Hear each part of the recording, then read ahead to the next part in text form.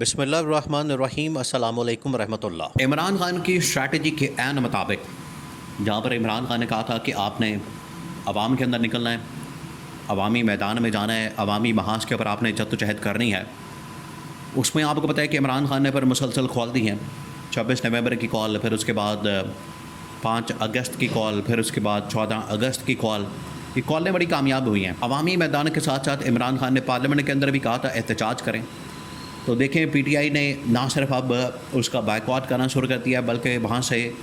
Walk out کرنا شروع کر دیا، اور پی ٹی آئی نے اب یہ اعلان کر دیا کہ اب ہم سڑکوں پر آ رہے ہیں۔ اب عدلیہ کے محاذ سے بھی عمران خان نے کہا تھا کہ آپ نے جدوجہد کرنی ہے، اور وہاں سے اتنی بڑی خوشخبری سامنے آئی ہے عمران خان کے حق میں، پی ٹی آئی کے حق میں، کہ جس کا تصور بھی نہیں کیا جا سکتا۔ آپ ذرا امیجن کریں 26ویں آئینی ترمیم کے بعد کوئی سوچ سکتا تھا کہ عمران خان کے حق میں اب فیصلہ آئے گا؟ کوئی سوچ سکتا تھا کہ عمران خان کے حق میں اب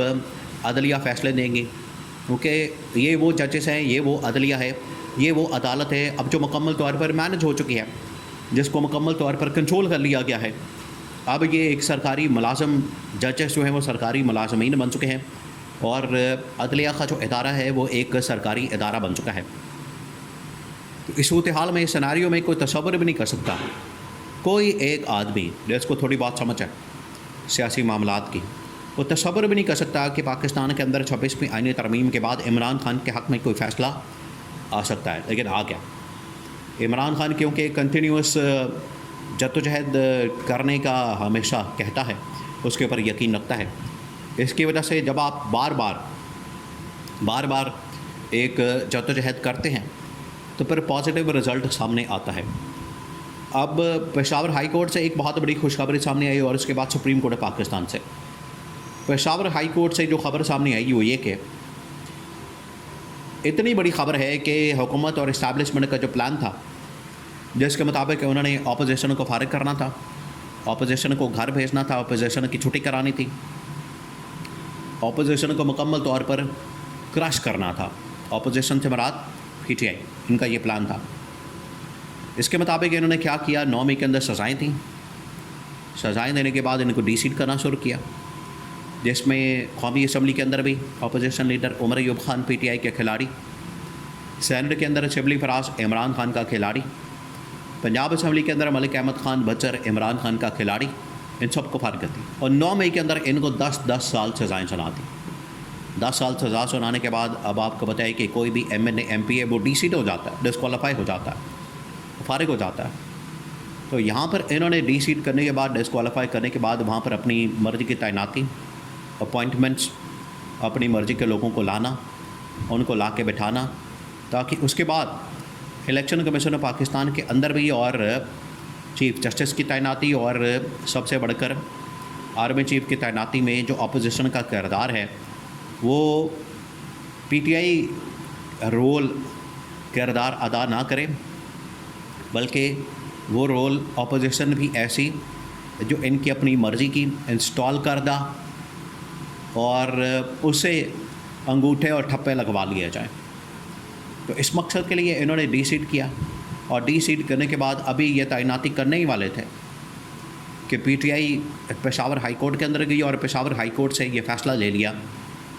کہ اگر حکومت یہ ارادہ رکھتی ہے اپوزیشن کی تعیناتی کرنے کا قومی اسمبلی کے اندر اور سینیٹ کے اندر اور پنجاب اسمبلی کے اندر،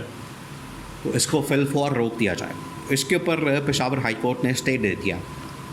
اور اب ان کی تعیناتی روک دی گئی ہے۔ اب گورنمنٹ کے پاس یہ اختیار نہیں ہے، گورنمنٹ کا یہ پورا پلان جو ہے اس کے اوپر پانی پھیر دیا گیا،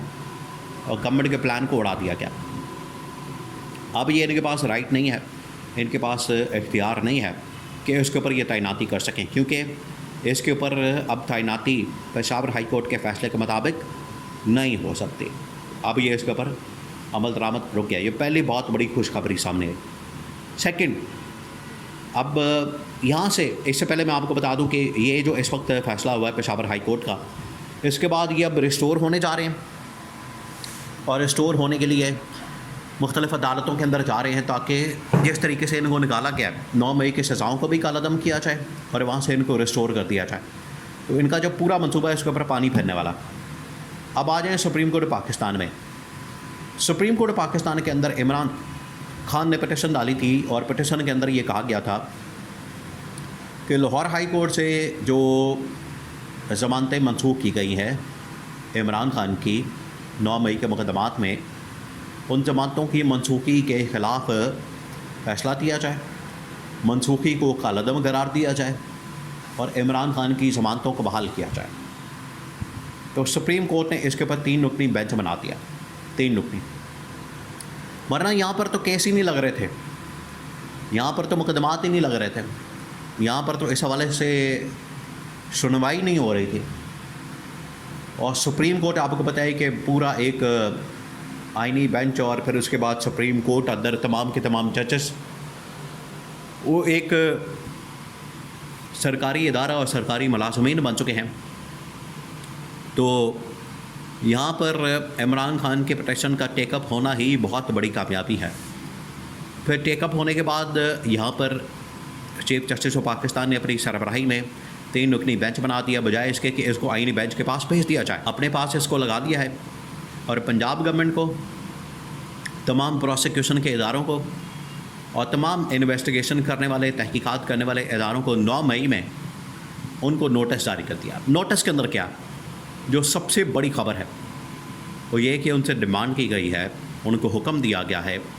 ان کو یہ کہا گیا ہے کہ آپ آئیں سپریم کورٹ میں اپنا ایویڈنس لے کے، شواہد لے کے، ثبوت لے کے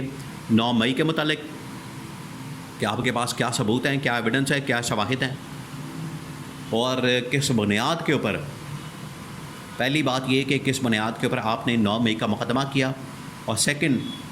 اگر اس میں پی ٹی آئی کی لیڈرشپ کو ضمانت ہوئی ہے تو آپ نے ضمانتیں کیوں منسوخ کی، اور تھرڈ بہت بڑا فیصلہ حکم جو اس کے اندر دیا گیا کہ ابھی جو سزائیں سنائی گئی ہیں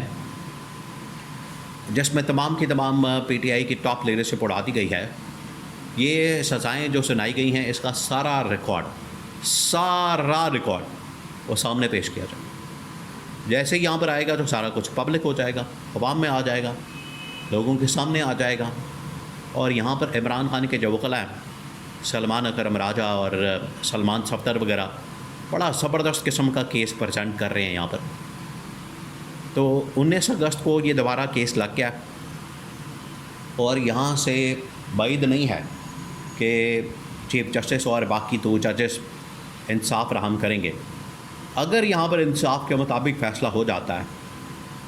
تو آپ پھر یقین کریں کہ یہ 9 مئی کا پورا بیانیہ، مقدمہ، کیس، شواہد سمیت، ایویڈنس سمیت، ثبوتوں سمیت فارغ ہو جائے گا، کیونکہ اس کے اندر کچھ ہے ہی نہیں، اور یہ سپریم کورٹ سے باقاعدہ طور پر ان کو بری کیا جائے گا۔